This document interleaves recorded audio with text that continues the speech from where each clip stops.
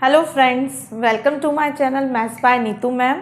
आज मैं आपके सामने टॉपिक लेके आई हूँ एसआई और सीआई दोनों ही मिलते जुलते होते हैं, बस थोड़ा सा अंतर रहता है। तो वो आप लोगों को सबसे पहले मैं डिफाइन कर देती हूँ कि दोनों में डिफरेंसेस क्या हैं। एसआई मीन्स होता है सिंपल इंटरेस्ट और सीआई मीन्स होता है कंपाउंड इंटरेस्ट। इन दोनों में ये अंतर रहता है कि जैसे हम सपोज कुछ पैसे हम लोन लेते हैं, बैंक से लोन लेते हैं, तो यदि एसआई रेट होती है तो एसआई में क्या रहता है, हर साल हमें जो इंटरेस्ट देना होता है वो इक्वल देना होता है। मतलब आपने पहले साल जितना इंटरेस्ट दिया, सपोज आपने 5% की रेट से लिया, तो 5% की रेट पे जब आप देंगे, ब्याज देंगे, तो आपका पहले साल जितना ब्याज होगा उतना ही आपका दूसरे साल होगा, उतना ही आपका तीसरे साल। मतलब आपने जितने सालों के लिए लिया होगा वो सब इक्वल चलेगा। बट यही चीज हम केस सीआई में आते हैं, तो सीआई में क्या होता है, हमारा ब्याज पे ब्याज चलता है। सबसे पहले आपको ये अच्छे से मालूम होना चाहिए कि सीआई और एसआई में डिफरेंस क्या है। सीआई कंपाउंड इंटरेस्ट होता है। कंपाउंड इंटरेस्ट का मतलब ये होता है कि जैसे पहले साल जितना एसआई पे ब्याज मिला था उतना ही आपको सीआई पे ब्याज मिला, लेकिन जैसे ही आप सेकेंड ईयर में आए तो आपको जो ब्याज मिला है, मतलब सपोज 5% के उससे आपको 100 रुपए पे 5 रुपए मिले, तो उस पे आपका क्या होगा कि 105 आपको जो ब्याज समेत आपकी हुई उसमें आपको फिर से 5% के अकॉर्डिंग ब्याज मिलेगा। मतलब इसकी डेफिनेशन होती है ब्याज पर ब्याज। तो लेकिन आज जो हम टॉपिक लेंगे वो हम कौन सा टॉपिक लेंगे, ऐसा ही लेंगे। सबसे पहले मैं आपको इसके फॉर्मूले जो हैं वो आपको डिस्क्राइब करती हूँ क्या क्या है और इसको क्या क्या बोलते हैं। एक मुझे ये प्रॉब्लम सुनने में आया है कि कई लोगों का कहना है कि आप इंग्लिश में बनाइए, कई लोग बोलते हैं आप हिंदी में बनाइए, तो ये पॉसिबल नहीं हो पाता है दोनों में बनाता। बट मेरी जितनी भी वीडियोस हैं उनमें मैं ज़्यादातर कोशिश ये करती हूँ कि हिंदी इंग्लिश दोनों यूज़ करती हूँ, कि जिससे कि आपको समझ में इजीली आ जाए। और इससे बेनिफिट भी होते हैं कि हमें हिंदी इंग्लिश दोनों में मालूम पड़ जाता है इसका मीनिंग क्या है। सपोज कभी कभी पेपर हम देते हैं तो कुछ वर्ड ऐसे होते हैं जो हमें हिंदी मीडियम होते हुए भी हिंदी में नहीं समझ में आते, तो वो हम इंग्लिश में देख लेते हैं। तो इसलिए आपको कायदे से एक सिंपल लैंग्वेज में दोनों में आपको नॉलेज होनी चाहिए। और मेरी लैंग्वेज इतनी टफ नहीं होती है कि आपको समझ में नहीं आए, वो बहुत कंफर्टेबल आपको समझ में आ सकती है। और मैं कोशिश करूंगी कि एक एक चीज मैं आपको हिंदी और इंग्लिश दोनों में समझाऊं। लेकिन ये सब करने से पहले आपको मालूम है मैं आप लोगों से क्या बोलती हूँ। मेरी आप सभी लोगों से रिक्वेस्ट है कि प्लीज मेरी चैनल को सब्सक्राइब करिए, और अगर आपको वीडियोस अच्छी लगती है वीडियोस को लाइक करिए और ज़्यादा से ज़्यादा शेयर करिए और मुझे मोटिवेट करिए, जिससे मैं आपके लिए अच्छी से अच्छी वीडियो बनाऊँ, कुछ नए ट्रिक्स नए फॉर्मूले लेके आऊँ। लेकिन यदि आप लोगों की तरफ से मुझे सपोर्ट नहीं मिलेगा तो फिर आप समझ सकते हैं कि थोड़ा सा अपना मोटिवेशन कम होने के कारण इंटरेस्ट कम क्रिएट होता है। तो प्लीज़ मैं आप लोगों का सबका सपोर्ट चाहती हूँ, और इसको आप ज़्यादा से ज़्यादा शेयर करा करें वीडियोज़ को, अगर आपको पसंद आ रही है तो हम सबसे पहले फॉर्मूलेज देखते हैं एसआई के। एसआई में सबसे पहले एसआई मीन्स क्या होता है वो मैंने आपको बता दिया। एसआई मीन्स हो गया सिंपल इंटरेस्ट। मैं सबसे पहले आपको अच्छे तरह से लिख देती हूँ जिससे आपके दिमाग में कोई कंफ्यूजन ना रहे। और इसको हिंदी में बोलते हैं हम साधारण ब्याज। अब क्या होता है, सिंपल इंटरेस्ट हो गया। इसके बाद इसका सिंपल सा फॉर्मूला है SI is equal to P R T upon 100। ये इसके बीच में मल्टीप्लाई का साइन होता है। ओके, अब क्या होता है इसमें पी क्या होता है, पी हमारा होता है प्रिंसिपल। प्रिंसिपल मीन्स होता है मूलधन। जो हम पैसा सबसे पहले जमा करते हैं वो कहलाता है हमारा प्रिंसिपल, या हमसे कोई उधार लेता है वो मूलधन कहलाता है। अब क्या होता है इसमें रेट होती है आर इज इक्वल टू क्या होती है, रेट, किस रेट पर, किस दर पे हमने पैसा दिया, ब्याज की जो दर होती है। ये ब्याज की दर हमारी एनुअली भी हो सकती है, हाफ ईयरली भी हो सकती है और क्वार्टरली भी हो सकती है। हाफ ईयरली, एनुअली और क्वार्टरली क्या होती है ये मैं भी आपको डिस्क्राइब करती हूँ। जैसे कि अभी पहले हम टी और देख लेते हैं। टी क्या है हमारे पास, टी हमारे पास है टाइम। टाइम मतलब हो गया हमारा समय। इसकी हेल्प से हम ऐसा ही निकाल सकते हैं। जब हमारे पास ऐसा ही आ जाएगा तो जब हम पैसा चुकाते हैं तो हमें क्या होता है कि सपोज हमने कुछ पैसा उधार लिया था, अब हमने जब हमारा गया तो क्या हुआ, जो हमने उधार लिया था वो पूंजी भी गई और साथ में हमने इंटरेस्ट भी दिया। तो जब ये सारी चीजें आपस में मिल जाती हैं तो वो बन जाता है मिश्र धन, जिसको हम बोलते हैं अमाउंट। तो अमाउंट इज इक्वल टू क्या हो जाता है, अमाउंट इज इक्वल टू हो जाता है हमारा सिंपल इंटरेस्ट प्लस प्रिंसिपल। मतलब हमें सिंपल इंटरेस्ट भी देना है जो इंटरेस्ट था, और प्लस हमें क्या देना है, प्रिंसिपल भी देना है। तो ये तो एक अमाउंट मीन्स हो गया मिश्रधन। इसको भी आप लिखना चाहें तो हिंदी में लिख सकते हैं। आप लोग अपने नोट्स बनाया करें जिससे कि एग्जाम में आपको प्रॉब्लम नहीं आए, आप अच्छे से उनकी प्रैक्टिस कर सकते हैं। अभी आप जैसा देख रहे हैं कि एमपी पुलिस का एग्जाम आने वाला है आपका 6 अप्रैल डेट है, पहले 6 मार्च थी, अब वो डेट 6 अप्रैल हो गई है। तो जो चैप्टर्स मैं करा रही हूँ, मेरा मेन फोकस अभी एमपी पुलिस और एमटीएस एसएससी का एग्जाम है उसको लेके है, क्योंकि ये जितने भी मैं क्वेश्चंस लूंगी इसमें वो सारे उससे रिलेटेड क्वेश्चन उसमें आएंगे और मोस्टली मैं इंपॉर्टेंट क्वेश्चन ही लूंगी। तो आप इनकी ट्रिक्स को भी देखिए, इसको अच्छे से भी समझिए, और कहीं आपको कोई प्रॉब्लम आती है तो आप कमेंट बॉक्स में मुझसे पूछ भी लीजिएगा। चलिए फिर इसमें क्या हुआ, ये हमारा मिश्रधन हो गया। अब मैंने आपको एक चीज बोली थी कि रेट की बात करी थी। कभी कभी क्या रहता है, हमारे उसमें लिखा रहता है कि रेट क्या ईयरली है, ईयरली भी लिखा रहता है या फिर इसको एनुअली भी बोलते हैं। अगर एनुअली लिखा हुआ है तो एनुअली जब लिखा हुआ है तो इसका मतलब क्या होगा कि ईयरली या एनुअली लिखा हुआ है तो इसमें क्या हो जाता है कि हमारा एक साल के हिसाब से बात चलती है, तो जो रेट लिखी है वही रेट रखी रहेगी। लेकिन यदि ईयरली और इसकी जगह क्या लिखा हो, हाफ ईयरली लिखा हो, क्या लिखा हो, हाफ ईयरली। हाफ ईयरली का मतलब होता है अर्धवार्षिक, जिसको हिंदी में हम क्या कहते हैं, अर्धवार्षिक। अगर ये अर्धवार्षिक है तो अर्धवार्षिक में क्या हो जाता है, इसका मतलब कि हर 6 महीने में आपको ब्याज देना है।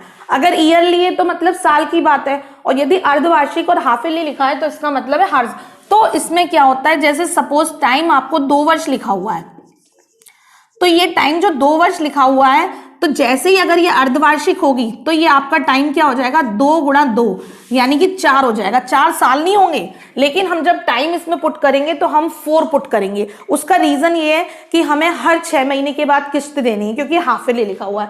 सेम केस ऐसा है कि यहाँ पे यदि क्वार्टरली लिखा हुआ है, क्या लिखा हुआ है, क्वार्टरली, जिसको हम क्या बोलते हैं, तिमाही। तिमाही हर 4 महीने, अपने कितने 12 महीने होते हैं, तो हर 3-3 महीने बाद डिवाइड होता है, तो 3-3 महीने बाद डिवाइड होता है, तो कितनी हो गई, 4 बार हो गई किस्त, तो 4 बार किस्त हो गई। तो टाइम सपोज अगर 2 साल लिखा हुआ है तो इसका मतलब टाइम क्या हो जाएगा, 2 गुणा 4 यानी कि 8 हो जाएगा। मतलब हमें 8 बार देनी पड़ेगी, तो अगर हम टाइम मेंशन करेंगे तो हम 8 मेंशन करेंगे। तो ये जो इंपॉर्टेंट टिप्स थे वो मैंने आपको बताए। एक इसका एक फॉर्मूला और होता है इंपॉर्टेंट, वो ये रहता है कि अगर यदि कभी हमें ऐसा ही नहीं दिया हुआ है और हमें केवल प्रिंसिपल दिया, प्रिंसिपल और अमाउंट की बात करी गई है, वहां पे कहीं पे भी एसआई से रिलेटेड कोई बात नहीं की गई है, तो हम कैसे करेंगे, तो हमारा एक फॉर्मूला होता है। एक फॉर्मूला तो मैंने आपको ये बताया, एक फॉर्मूला हमारा ये होता है P = 100A अपॉन 100 + RT। इसका मतलब ये है कि इसमें कहीं भी एसआई का खेल नहीं है। सपोज आपके पास कोई अमाउंट है, कोई प्रिंसिपल है या रेट और टाइम है, तीनों चारों में से कोई 3 आपके पास है मौजूद, एक चीज नहीं है, तो हम इससे फाइंड कर सकते हैं। तो ये हमारे इस चैप्टर में मोस्ट इंपॉर्टेंट जो फॉर्मूले हैं वो 2 ये फॉर्मूले हैं। इससे रिलेटेड हम कुछ क्वेश्चंस करते हैं, किसी किसी क्वेश्चन में कोई ट्रिक आएगी, वो मैं ट्रिक आपको एक्सप्लेन करती जाऊंगी। हम स्टार्ट करते हैं, पहले आप ये नोट डाउन कर लीजिए या फिर स्क्रीनशॉट ले लीजिए। क्वेश्चन नंबर फर्स्ट, 5000 रुपीज का 5% वार्षिक ब्याज की दर से 5 वर्ष के लिए साधारण ब्याज क्या होगा। इसको मैं इंग्लिश में भी कर लेती हूँ, ट्रांसलेट कर देती हूँ, जिससे इंग्लिश मीडियम स्टूडेंट को प्रॉब्लम नहीं आए। 5000 रुपीज हैं, आपने 5000 डिपॉजिट किए 5 ईयर के लिए, वार्षिक ब्याज की दर मतलब आपकी ईयरली हो गई। 5 वर्ष के लिए मतलब 5 आपके क्या हो गए, ईयर दिए हुए हैं, और 5% आपकी रेट दी गई है, और आपसे सिंपल इंटरेस्ट पूछा गया क्या होगा। फाइंड द सिंपल इंटरेस्ट बोला हुआ है, और आपका सम क्या है, इसको हम सम भी बोलते हैं। तो आपका फर्स्ट क्वेश्चन देखिए, इसका मतलब आपके पास प्रिंसिपल कितना दिया गया है, 5000 रुपीज, 5000 है। उसके बाद आपके पास रेट कितनी दी गई है, 5%, और टाइम कितना दिया गया है, टाइम आपको दिया गया है 5 साल। अब इन्होंने बोला ईयरली है, अगर ईयरली ब्याज की दर होती है तो सिंपल आपका फॉर्मूला है, आपका फॉर्मूला क्या है, SI = PRT। P कितना है 5000, रेट कितनी है 5, टाइम कितना है 5 अपॉन 100। 00 से 00 कैंसिल हो गई, 5 5 = 25, 25 5 = 125, और 1 0 यहाँ लगी हुई है। ये आपका क्या हो गया, आंसर हो गया।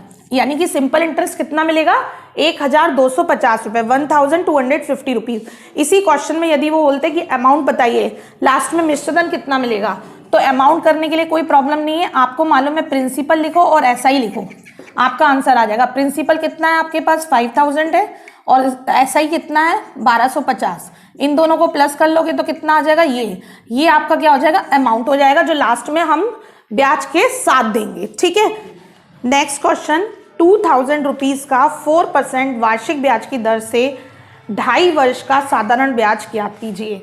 आपको क्या दिया हुआ है, 2000 रुपीज दिए गए हैं, यानी कि प्रिंसिपल कितना हो गया, क्वेश्चन नंबर 2 प्रिंसिपल कितना हो गया, 2000 रुपीज हो गया। उसके बाद उन्होंने बोला 4% वार्षिक ब्याज की दर, यानी कि रेट कितनी हो गई 4% हो गई, और टाइम कितना हो गया, 2.5 वर्ष हो गया। 2.5 वर्ष को हम क्या लिख सकते हैं, 2 दूनी 4 और 1 5/2 वर्ष। ठीक है, ये हमारे पास ईयर दिया हुआ है। अब इन्होंने हमसे बोला हुआ है कि क्या निकालिए, साधारण ब्याज निकालिए। तो साधारण ब्याज निकालने का फॉर्मूला क्या है, PRT/100। मैं बार बार इसलिए लिख रही हूँ कि मैं चाहती हूँ कि आपको मेरी वीडियो देखते देखते कुछ चीजें लर्न हो जाए, कुछ चीज प्रैक्टिस हो जाए, जिससे कि आपको प्रॉब्लम ना आए। आप बाद में 1-2 बार और देखो और आपका अच्छे से चैप्टर रेडी हो जाए। तो P कितना है आपके पास, 2000 रुपीज है, रेट कितनी है 4 है, और टाइम कितना है 5/2, और अपॉन में कितना लिखा हुआ है 100। अब हमने सॉल्व किया, 00 से 00 कैंसिल हो गई, 2 से कैंसिल किया 2, आंसर कितना आ गया आपके पास, 2 2 जा 4, 4 5 जा 20 और 1 0 पहले से है, तो 200 रुपये हमारे पास क्या आ गया, ब्याज आ गया। और यदि वो बोलते हैं कि अमाउंट बताओ, तो अमाउंट निकालने के लिए प्रिंसिपल में सिंपल इंटरेस्ट को प्लस कर देंगे तो हमारे पास अमाउंट आ जाएगा। क्वेश्चन नंबर 3, अनिश्चित धन स्वयं का दुगना हो जाता है। एक निश्चित धन है जो स्वयं का दुगना हो जाता है यदि समय और ब्याज की दर समान रहे। ब्याज की दर ज्ञात कीजिए। इसमें आप क्वेश्चन, इस तरह के 2 क्वेश्चन हैं, मैं दोनों में आपको डिफरेंसेस बताऊंगी। यहाँ पे बोल रहे हैं एक कोई अमाउंट, एक आपके पास कोई प्रिंसिपल है, धन है, वो स्वयं का मतलब जितना भी आपने जमा किया उसका 2 गुना हो गया। अब वो बोल रहे हैं कि यदि ब्याज और समय दोनों समान है। आप बात को समझो कि जैसे कि उन्होंने क्या बोला कि कोई धन है, प्रिंसिपल है, प्रिंसिपल को हम P मान लेते हैं, प्रिंसिपल है, वो क्या हुआ, दुगना हो गया। अगर वो दुगना हो रहा है तो इसका मतलब सिंपल इंटरेस्ट भी P होगा, क्योंकि अमाउंट जो लास्ट में मिलता है उसको बोलते हैं अमाउंट, और अमाउंट का मतलब होता है SI प्लस P।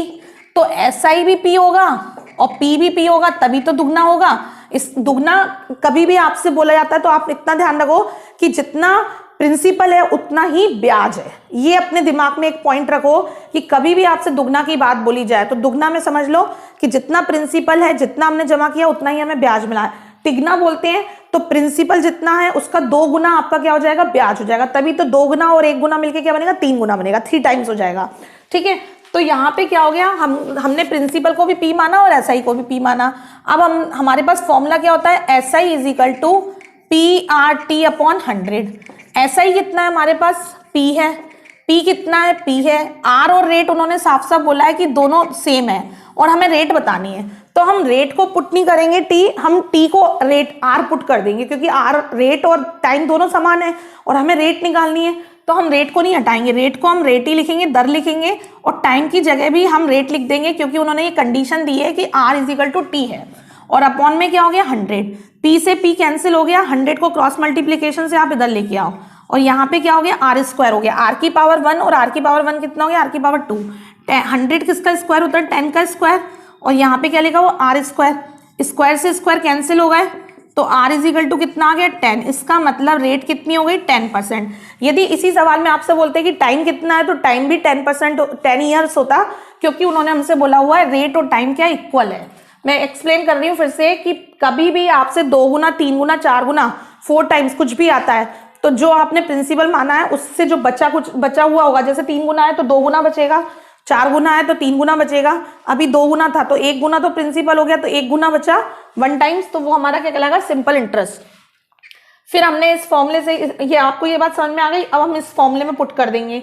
यहाँ पे इन्होंने बोला है रेट और टाइम दोनों इक्वल है और रेट निकालनी है, इसलिए हमने टाइम को रेट लिख दिया और इस तरह से हमने सॉल्व कर दिया। क्वेश्चन नंबर 4, कोई धन 7 वर्ष में स्वयं का 2 गुना हो जाता है, कितने वर्षों में यह धन 4 गुना हो जाएगा।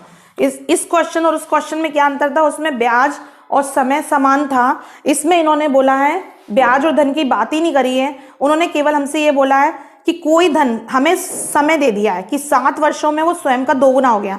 तो एक बात आपको समझ में आई होगी कि पहले क्वेश्चन में मैंने जैसा आपको समझाया था कि अगर प्रिंसिपल P है तो सिंपल इंटरेस्ट भी कितना होगा, P, क्योंकि हमें उन्होंने बोला है कि अमाउंट कितना हो गया है, 2 गुना हो गया है। तो 2 गुना किस कंडीशन में होता है कि पहले प्रिंसिपल जो था उतना ही हमें क्या मिल गया, ब्याज मिल गया। ये अपने दिमाग में बात रखना, अगर प्रिंसिपल x है तो SI भी x, तभी तो 2 गुना हुआ। लेकिन इस P को बनने में कितने साल लग गए, 7 साल लग गए। उन्होंने कहा 7 साल लगे, तब क्या हुआ, अमाउंट 2 गुना हो गया। तो प्रिंसिपल तो अलग कर दो, बढ़ा कितना, 1 गुना ही तो बढ़ा, 1 टाइम्स ही तो बढ़ा, तो 1 टाइम्स बढ़ने में कितने साल लगे, 7 साल। अब उन्होंने हमसे पूछा है कि कितने वर्षों में 4 गुना हो जाएगा। तो 1 गुना तो है ही हमारे पास, हमें कितने गुना और बढ़ाना है, उन्होंने 4 गुना की बात करी है कि 4p हो जाए। तो 4p में 1p तो प्रिंसिपल है, हमें कितना p और बढ़ाने हैं, 3p और बढ़ाने हैं। 1p बढ़ाने में हमें 7 साल लगे, दूसरा p बढ़ाने में भी 7 साल लगेंगे, तीसरा p बढ़ाने में भी 7 साल लगेंगे। तो टोटल हमें कितने साल लग गए, 21, 7 या 21। तो इस तरह से ये सवाल होगा। कभी भी आपको कुछ समय दिया जाए, जैसे मैंने बोला, एक एग्जाम्पल मैं और ले रही हूँ ओरली, कि कोई पैसा है जो 3 वर्षों में 2 गुना हो गया। आप सुनना मैंने क्या बोला, 3 वर्षों में दो गुना नहीं बोलती मैं, 3 गुना हो गया, जिससे कि आपको समझ में आ जाए 3 टाइम्स। जब ये 3 गुना हुआ तो एक तो प्रिंसिपल मेरे पास था, बढ़ा कितना, 2 गुना बढ़ा। तो इस 2 गुना बढ़ने में कितने साल लग गए, 3 गुना, 3 साल लगे। अब मैंने कही बताइए वो 6 गुना कब होगा, 6 गुना नहीं 5 गुना कब होगा। मैंने आपसे क्या बोला, 5 गुना, 5 टाइम्स कब होगा। तो 5 टाइम्स में से एक तो निकाल दो, एक तो प्रिंसिपल है, बचा कितना आपके पास 4p। तो 2p बनने में 3 साल लगे। तो अब ये आपके पास 4p है, 2p बनने में कितने साल लगे, 3 साल। फिर एक और 2p बनेगा तो कितने साल लगेंगे, 3 साल। तो आंसर कितना हो गया, 3 दूनी 6। तो इसका मतलब कभी भी आपको सवाल आए तो उसमें प्रिंसिपल को आप अलग कर दीजिए। प्रिंसिपल जब आप अलग कर देते हो, जितना बचा होता है उसको देखते हैं कि कितने समय में ये बना, जितने समय में बना होता है उस तरह से उसका मल्टीप्लाई कर देते हैं। हाँ जी, नेक्स्ट क्वेश्चन, साधारण ब्याज मूलधन का 1/9 टाइम्स हो जाता है, भाग है, या तो हिंदी में बोल सकते हैं कि साधारण ब्याज जो है वो मूलधन का 1/9वां भाग है, ठीक है। और समय तथा ब्याज की दर समान है। इस क्वेश्चन में उन्होंने कंडीशन दी है कि आपके पास जो समय है, टाइम है, और जो रेट है वो आपस में इक्वल है। और उन्होंने बोला है कि साधारण ब्याज जो है, ऐसा ही है जो, वो प्रिंसिपल का 1/9 टाइम्स है, ठीक है, 1/9वां भाग है। तो प्रिंसिपल का 1/9वां भाग कर दोगे तो वो क्या हो जाएगा, ऐसा ही हो जाएगा। अब उन्होंने कहा है कि आपको दर बतानी, रेट क्या है। तो हमारे पास फॉर्मूला क्या है, SI = PRT/100। अब हमने इस जगह पे क्या किया, SI कितना लिखेंगे, P/9, क्योंकि 1/9 टाइम्स है, तो P1 से P हो जाएगा, P/9। इधर हमने P लिखा। अब इन्होंने बोला रेट और टाइम इक्वल है और हमें रेट निकालनी है। जो चीज निकालनी होती है उसे नहीं हटाते हम लोग, तो रेट नहीं हटाएंगे हम, इस जगह पे भी टाइम की जगह पे भी रेट लिख देंगे और बटे 100। P से P कैंसिल हो गया। अब हमने 100 को इधर क्रॉस मल्टीप्लीकेशन से ले गए तो ये कितना हो जाएगा, 100/9 R²। 100 किसका स्क्वायर होता है, 10 का। 9 किसका स्क्वायर होता है, 3 का। तो यहाँ पे क्या आ गया, R²। स्क्वायर से स्क्वायर कैंसिल हो गया। आंसर कितना है, 10/3 भी बोल सकते हैं, और या फिर इसको हम क्या बोल सकते हैं, 3 से ही 1/3%। ये हमारी रेट आ गई।